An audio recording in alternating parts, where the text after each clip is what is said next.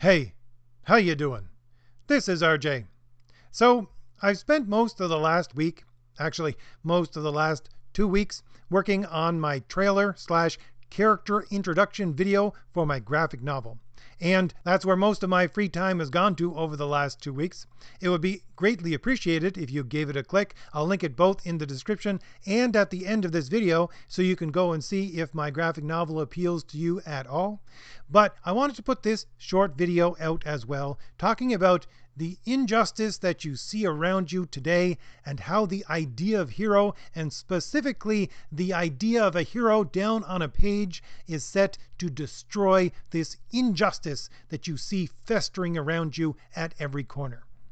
And the thing is that this injustice that we see around us today, it comes from an idea of human nature that is contrary to the way that most of Western civilization viewed human nature. And this is something I talk about a lot, because human nature is key. If you look at the nature of a human being, it is the principle of the human being, and everything else that is of the human world proceeds downwards from it, as it does from a principle. And so it is shaped by it, and it is what our civilization has been built on for thousands of years. And this is an idea of human nature where, as I hold, and I would hold it specifically to be true, part of reality, that a human being is a rational creature. That is to say, the proper form of a human being, an actualized human being, is where the reason is the master and the passions are the servant. And yes, it is understood that we as human beings are to some extent broken,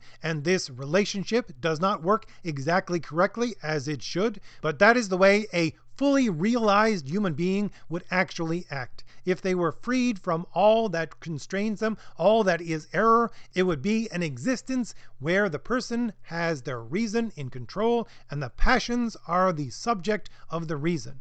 And again, this is what the ancients thought for the most part. This is definitely what the medievals thought all the way through the Middle Ages. However, this is what the moderns have sought to eject from the mind of Western civilization. But the problem is that for thousands of years, this is the view of human nature that has built our civilization.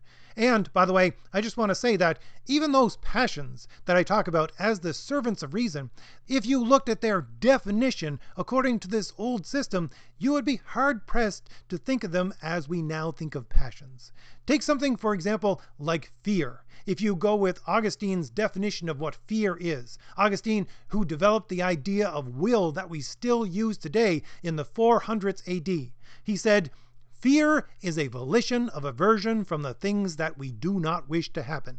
So basically he's saying that you see something you don't want to happen, therefore you will yourself to move away from it. This is a very rational act. Even fear itself is a very rational act. And yes, once again, we understand that we are disordered to some extent, and we are moved beyond our reason in some capacity because of this disorder, but the actual realized human being is this rational animal. And the thing is that this is the system whereby the traditional idea of a hero is built, because you have human beings, and as we exist, not only independently, but as a social animal, but with each other. And yes, even I understand. I, who live in the middle of nowhere and have little contact with anybody most of the time, even I understand. We are social animals.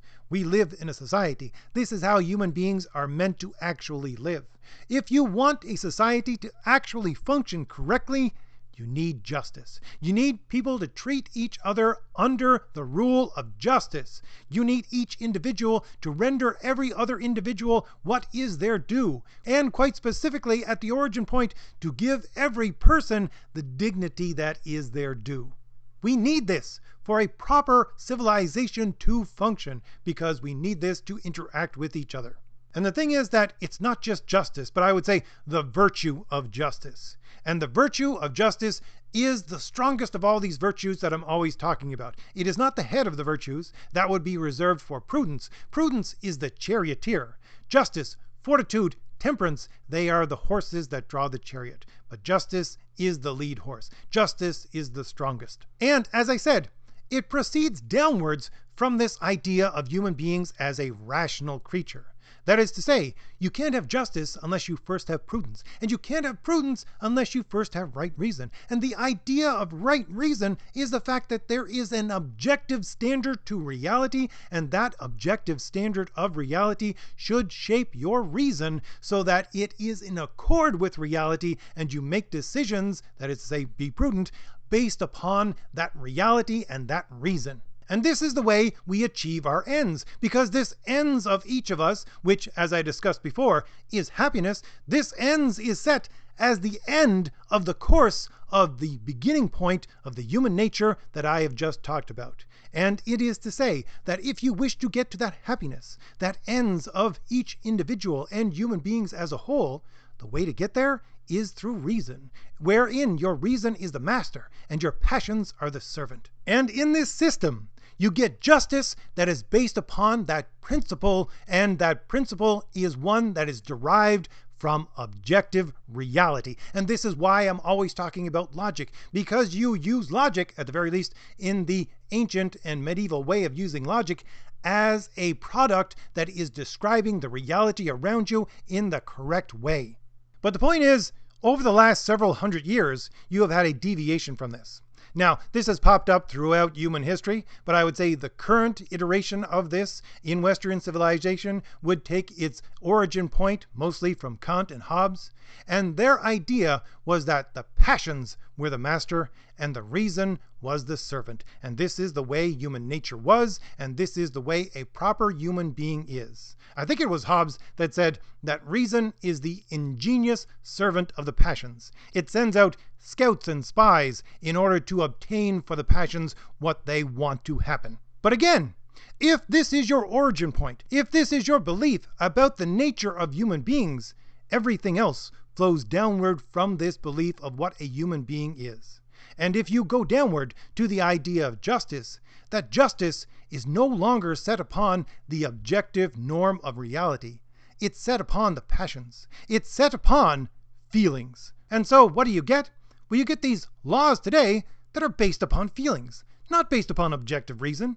Certainly not based upon things like natural law, which is an expression of all of this older system that I'm talking about. No, you get laws based upon feelings. You're hurting my feelings. We're going to have to make a law against that. We're going to have to make hate speech laws. And therefore, you're going to be under a system of law whereby you can't hurt my feelings. And more than that, they take logic and they extract it from the idea of being based in reality, and they simply use it as a closed system, just like rules for a board game. And they say, okay, we're setting up these rules, and they make sense logically according to the parameters of this little board game that we're setting up, but that's about all. They don't have any connection with reality, nor should they, nor do we need them to. Because reality doesn't determine anything. That thing, that objective standard, is not a standard that we use anymore. The standard is feeling. The standard is fulfilling the passions. Because this origin point of human existence, it leads to the end of happiness, but that happiness is the fulfillment of the passions. And therefore, everything in between needs to bring about this fulfillment of passions.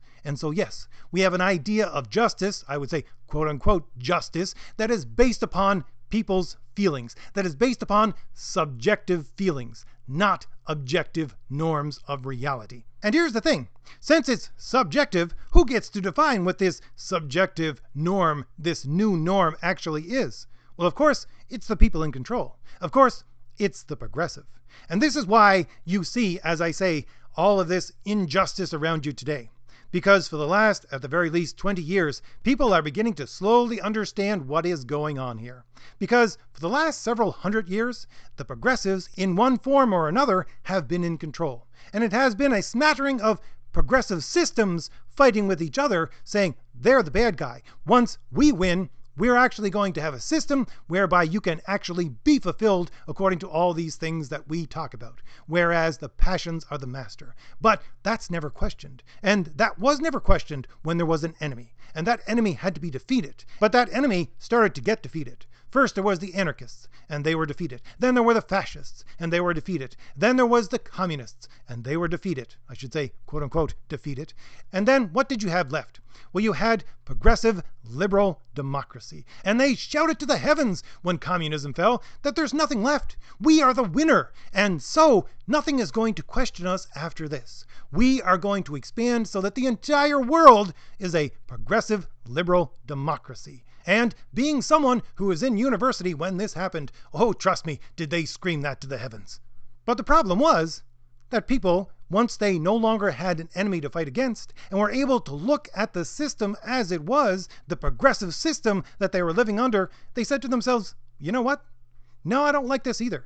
Maybe we should go back to the old ideas. Maybe we should go back to that idea that reason is in control and the passions are the servant of the reason. Maybe that has some truth to it. And when people started to believe that, then the dam began to burst. And especially because after that, we had the blessing of the internet. Because it allowed each of us who had this idea within their mind to connect with each other. Because one of the biggest weapons of the progressive over the last 100 years at least is to isolate and demoralize people with conservative ideas. To say, you're alone. No one else thinks like you. You're just an aberration. Don't even bother with that anymore. No one thinks that way. But with the internet, we've all begun to see that no, that's not the case at all. There are plenty of people out there, I would say the majority of people out there, who say to themselves, no, look, I don't want this anymore. This is not fulfilling. I want to go back to the old ways. I want to go back to the traditional ways, because I look at history and I look at the people around me who live in a traditional way and I say, they look fulfilled. Maybe we should go back to that. This is exactly why you see all the things around you today that you see. You see everyone, especially the media, telling you, fear everything. They tell you, fear the stranger. Fear the healthy person as if they're sick. Fear your family. Fear yourself. Fear the air you breathe. Fear everything. And of course, they want you to fear because then the government comes along, the progressive government comes along and says, well, look, we have the answer to your fears. We will allay your fears as long as you continue to abide by this system that we have lived under for the last little while, the last couple of 100 years. Stop with all this conservative nonsense. Stop with all this questioning of progressive ideas. Just come and we will help fulfill those passions for you. And by the way, the reason why they do this, the reason why they want this is because their passion is power. They want to maintain their power because in this system where justice is not doled out by objective norms but by subjective feelings, well, they get to treat people in an unequal way. They get to treat the common herd as if they're just that, animals, and they can strip them of what is their due, and they can give it to themselves, and they then can be treated greater than they should be, and they can maintain control, and they can give themselves power beyond that which a human being should actually possess. And this is why, at this point in history, I believe the idea of a hero down on a page is so supremely important. Because the traditional idea of a hero destroys all of this notion that human beings are set up as a passionate animal and that the reason is the servant of the passions. Because, first of all, it's more important, I would say, at this point than actual heroes, because human beings themselves are very complicated things. To see the motivation of an actual hero can get to be a little bit messy. But this paragon of virtue, this hero that is down on a page, you can see his motivations. And you can understand why he is doing this. And that's what we have lost. We have lost the ability to actually be heroes in our own lives because we don't know the bigger outline of how these things are supposed to work. So we can go back to the page. We can see these broad strokes on the page. We can read about these heroes. We can understand what a hero actually is from reading about traditional heroes. And then we can be heroes within our own life. And that is what they fear. Because again, the traditional idea of a hero is based upon true justice, and that true justice is based upon an objective norm of reality, not on subjective feelings. Objective norms that breed objective statements like, we hold these truths to be self-evident, that every man is created equal. And while you may not agree with everything that I have just said over the last few minutes, I would say that you simply have to ask yourself this question in the end. Do I want to live a life according to these board game rules, where I am comforted by being simply occupied but not actually fulfilled? Or do I wish, in my own life, to go through the struggles needed to become a hero? So, if I've given you anything new to think about, hit like, hit the shield in the lower right hand corner of your screen to subscribe, and leave me a comment. Tell me what you think about all this. And as I said, it would be greatly appreciated if you could click on the trailer/character introduction for my graphic novel. Give it a few minutes, even if you just want to critique it. That would be great. Give me some idea of what I should or should not do with these future videos for my graphic novels. Anyway, I'll see you later. Bye.